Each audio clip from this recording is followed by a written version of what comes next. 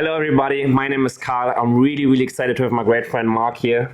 What's good, bro? Good to have you. Thanks for having me. Marc is the founder of Schema M and Tracify. Schema M is the leading paid social agency from Germany. They're spending over $100 million per year on ads. They are killing it. They are scaling brands from 7 to 8 figures and 8-figure brands even higher. And he's also the founder of Tracify. Tracify is the leading attribution software in Germany for tracking. We all know what happened with iOS 14. I don't have to talk about that. This guy, this mastermind, solved this whole problem for a lot of brands in the German-speaking market and the European market, and I'm really excited to have him here. What I wanted to do with this episode is kind of pick his brain on how he is able, even though all of the circumstances right now with the economy, the recession, how he is able to scale brands in 2022 and also 2023, and what were the key denominators behind the success of his brands and his agency. So first of all, brother, what I would like to do is just have you explain how you got started with everything and how you rose so quickly from zero to starting the agency to now being the leading paid social agency in Germany. Thank you so much, Carl, for the warm introduction. So I'm Marc, and what do I do all day long is paid social, like ads on Facebook, Instagram, and TikTok, and also solving tracking and attribution for D2C brands. So we get our marketing efficiency back and not overspending on the performance marketing channels. How did my journey start? So I started, I think in 2019 or 2018. I started in 2018 with my own e-com brand, failed, and then knew something about ads and then started an agency, and I helped some smaller clients, brands to make paid social, Facebook, Instagram ads, and then just like over delivering every case, getting recommended to another brand, and that's for 2 years how it rolled, and now we're here. So pretty basic, over delivered, just made a great job, invested in relationships with the brands, and that's it. Sweet. I like how you said that you over-delivered. Could you talk a little bit more about what is it that you do and also what's the differentiator from you? Because there are so many paid social agencies and a lot of them are mediocre or bad. And you really rose as like one of the fastest growing agencies, right? Like I remember seeing your growth from the last year from the silence, and I was like, damn, this guy is working with all of the leading D2C brands in Germany and he's growing so quickly.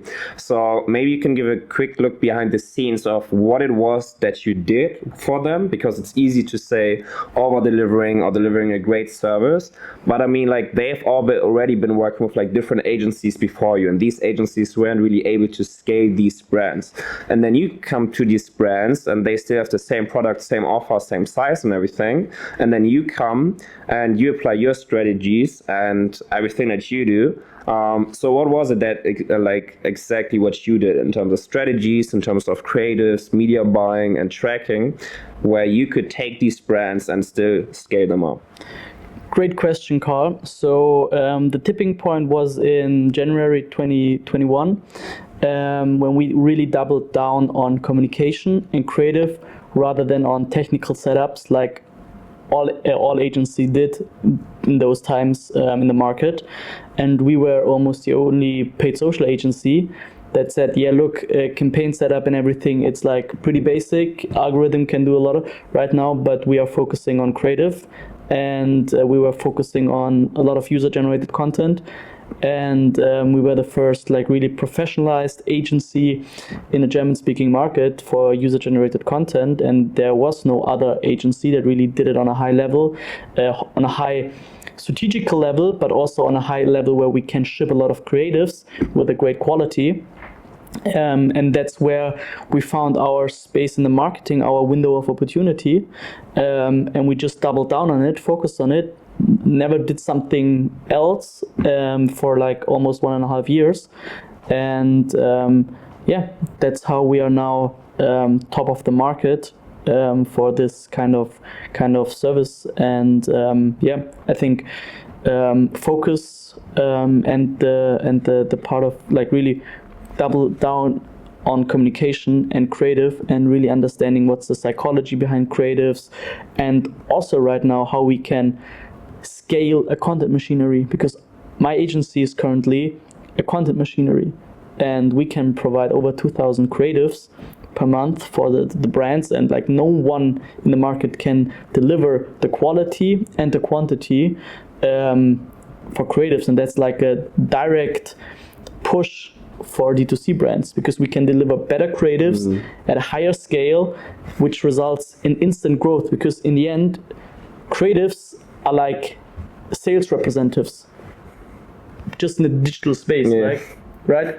And if we have more and better sales representatives, then we can scale, because we can attract like cold audiences and convert them into paying customers, and like that's all the magic behind it. Yeah, what I really liked about what you were just saying is that you didn't just follow the trends of the market and what everybody else was doing, but instead you were like kind of analyzing the market and analyzing the trends, and you found the differentiator being the UGC content and being the creative. So I really like that you differentiate yourself from the market, because this is also what I feel like most of the brands that are really able to crush nowadays and really win in the market are the ones that find something like that's not what everybody else is doing, right? They find this one differentiator. At the end, there's like one like common quote which I can like 100% agree to, is nothing works as good as its first time, or nothing works as good as when you do it at the first time, right? So when everybody does it, it's not that effective anymore. So everybody watching this and thinks like, yeah, I need to do UGC. Yeah, you probably need to do UGC, but it's not gonna be like a crazy uplift in your performance anymore, because like there will come the next window of opportunity, the next big idea, and the market is always iterating and always amplifying to a certain idea, and there will come the next idea, and we are currently also searching for the next big idea, and yes. So UGC is like very, very effective, but in the end, like everyone does it. So now if you want to grow or outgrow the market and outperform the market, you always need to innovate yourself, and to really think about, okay, what can we do, what's different, not only for agencies, also for D2C brands. Because if everybody does it, it's like just like it's gray. And if it's gray, it's not effective. Yeah. What I also like what you were saying is that you turned your agency into a content powerhouse, right? You have a high quality, but also a high quantity. And I think either way, agencies double down on quality, and then they can ship out like 10, 20, 30 creatives, or they double down on quantity, and then they just ship out a lot of creatives with like bad quality. So I really like that you have like the basis, so you're able to test a lot of different creatives, and then also iterate on the ones that are working.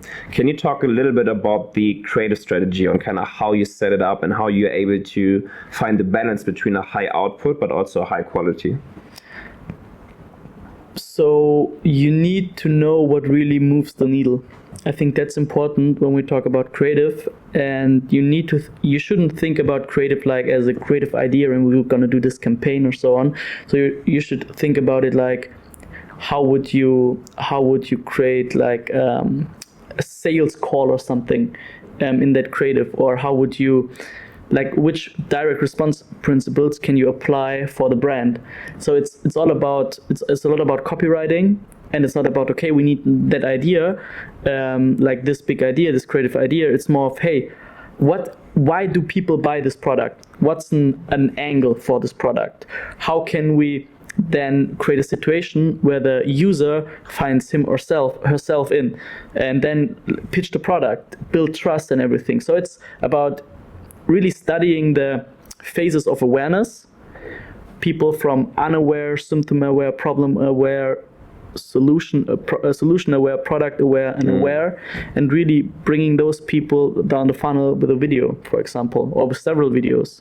And I mean, it's art and science in itself. And like this question, what is about creative strategy? Like I really think about that since 2 years, how to really make it scalable with the right quality. And that's probably the biggest challenge. But in the end, you identify different parameters of an ad that really move the needle. And if you understand those, you will find patterns. And then you create frameworks to create those patterns and to create those parameters. And that's then how you get your creative. And there's like one really cool quote from one of the famous copywriters, Eugene Schwartz, and he said, "Great copy is not written, it's assembled." And same is with creatives. So great creatives are not like just came up with in a meeting on a whiteboard. They're strategically brought together different parameters, and then you have this creative, and it just makes sense that it works. So if I see a creative, I can like directly say, okay, this will work or this will not work.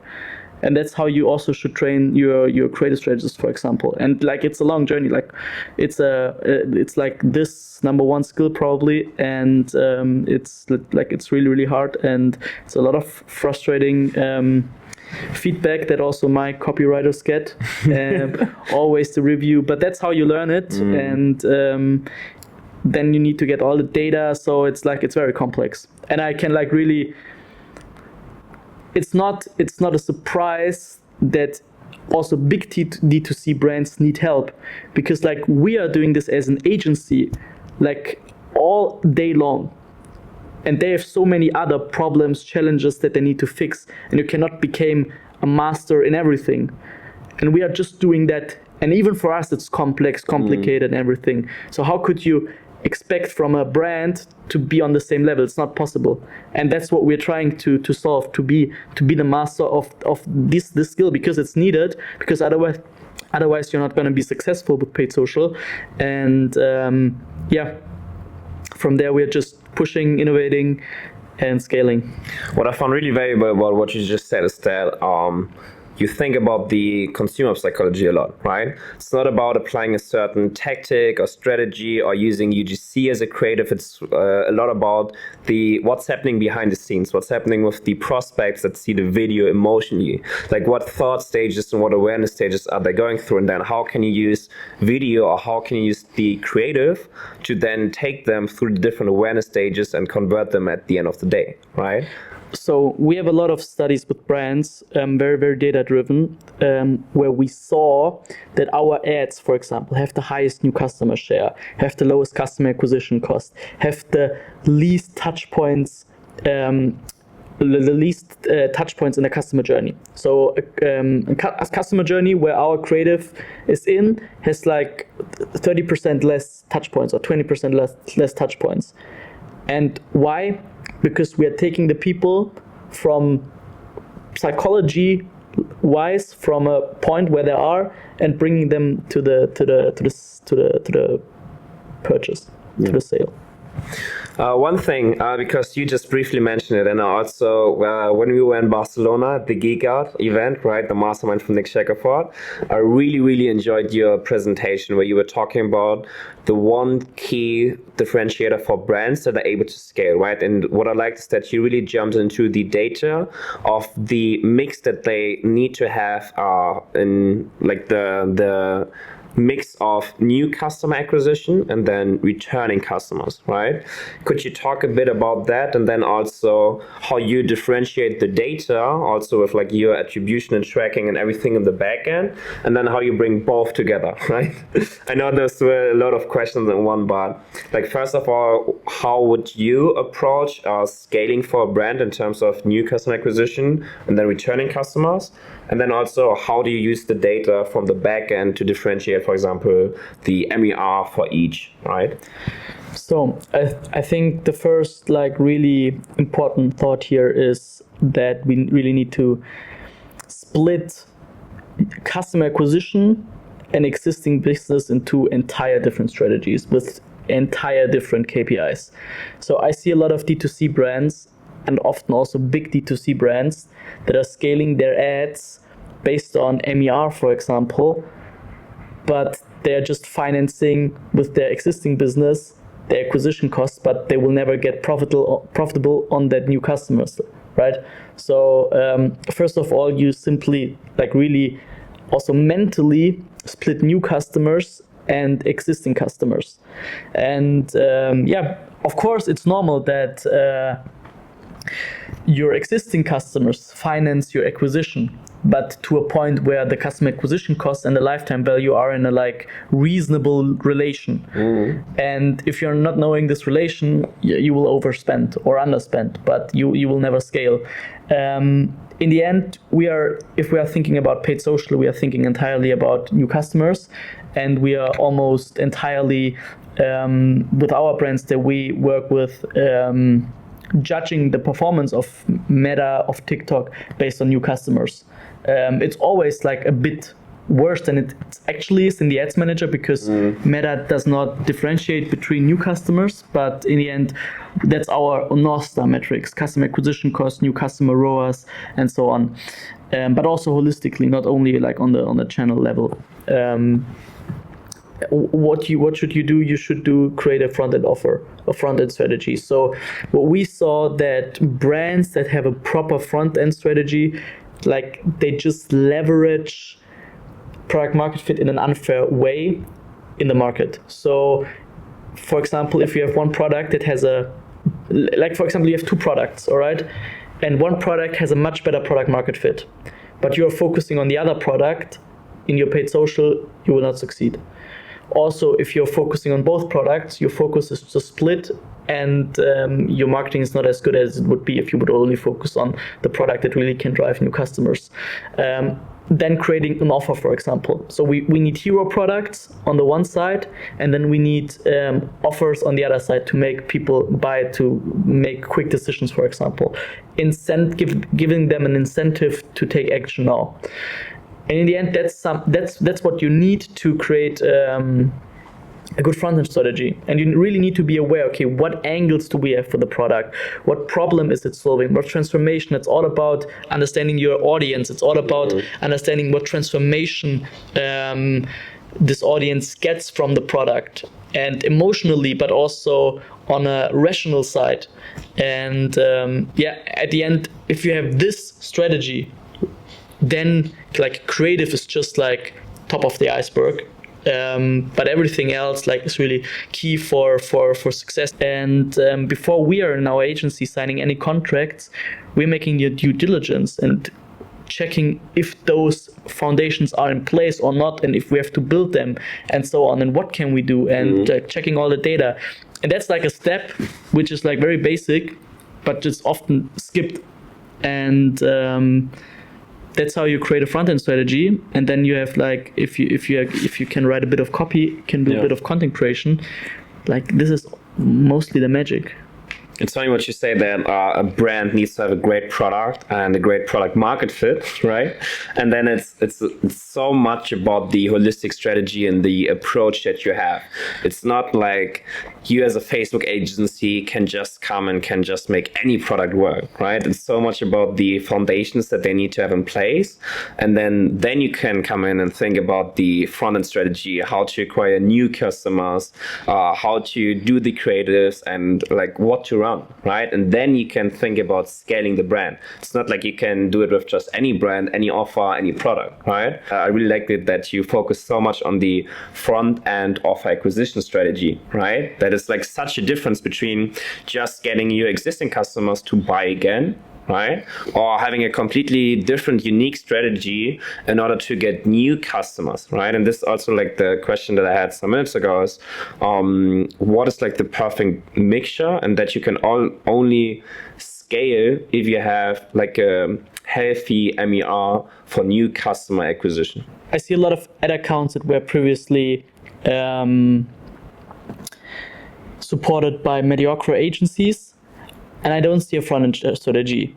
They're thinking their ROAS is good because of existing customers. Like there's so little understanding for data, for the right data in the market. Like it's often shocking, because look, like those brands, they're committing their growth to an external partner, and like if they don't know what they are doing, like this brand will never grow. And this brand is like, it's crazy. And also in times of a recession, of inflation and everything, this gets more important than ever, because also what counts, your margins. do you have enough margins to really acquire a customer? What's your lifetime value? 30 days, 60 days, 90 days? Like so many things, your business model. Is it more premium? Is it something that people need anyways? Is it like, do you have a differentiator? Or can you buy the product for 50% of the price on Amazon? Like, these are all things that matter right now. And at the end, what I say also to all brands, if there's no fire, we are just the fuel that you put on the fire, and then like there's something amazing happens. But if there's no fire, we can just, like, we can do bottles of fuel, there will be no bang.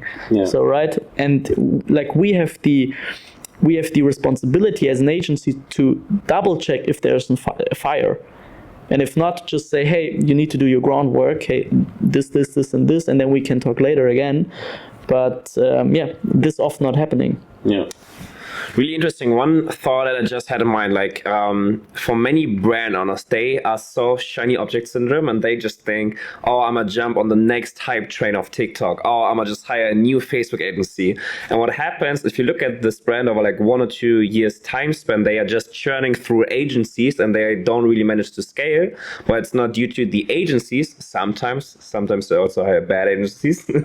But sometimes it's also just due to the fact that they don't have the product market fit dialed in, the unit economics are bad, they don't understand the data, they just have a blended ROAS of new customer acquisition and then existing customer acquisition, right? So there's a lot of levers that they didn't pull yet, or a lot of stuff that they didn't fix yet with their business. So like what you said, the business model is broken. What would you say to kind of round this up? What is most important for brands coming for 2023 in terms of paid social and for them to scale? So the first thing I would say is really leveraging product market fit. And that's like really understanding your front-end strategy. Nothing else than leveraging product market fit. Then I would say understanding your KPIs. On business backend, customer acquisition costs, margins, your contribution margins on every level, and also tracking attribution, understanding which ads really drive new customers and which are more, also from a communication part, more for existing customers. Second thing I would say is tracking and attribution. And also your business backend KPIs, so data. At the end, there is no room anymore for inefficiency. Broken supply chains, inflations, recession, blah, blah, blah, blah, blah. So there's so much things we need to be aware of. And everything that creates inefficiency really hurts the business and leads to stagnant growth and everything.